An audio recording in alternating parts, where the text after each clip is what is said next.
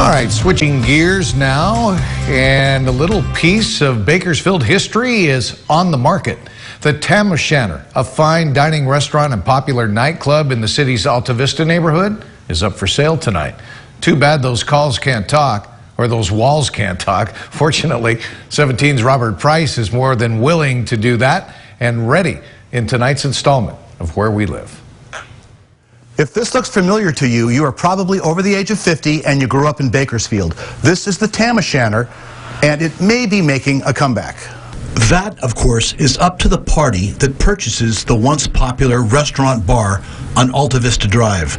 The Tam opened in 1946 during that surge of post-war prosperity that transformed the country and this city.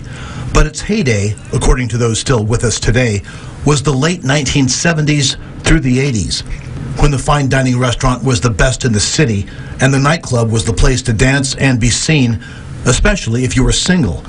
In those days, the Tam was owned and operated by Margaret Lamucci and her husband, attorney Tim Lamucci.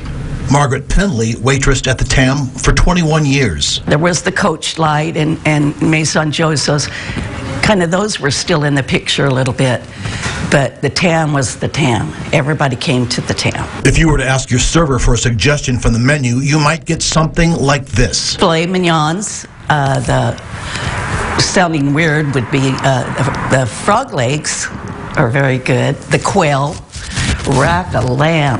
I mean, that rack of lamb was something. The escargot. Rock stars like Billy Idol and Peter Wolf dined here. So did country singer Mel Tillis, actress Annette Funicello, and local celebrities like Frank Gifford, Buck Owens, and Merle Haggard. But the action was over on the nightclub side of the building, where Glenda Robles, fronting a number of bands, was one of many local acts with faithful followings. Sheldon Leday was a waiter and a doorman at the nightclub entrance. We'd have a nice live band, do some dancing, guys would be doing the pickups.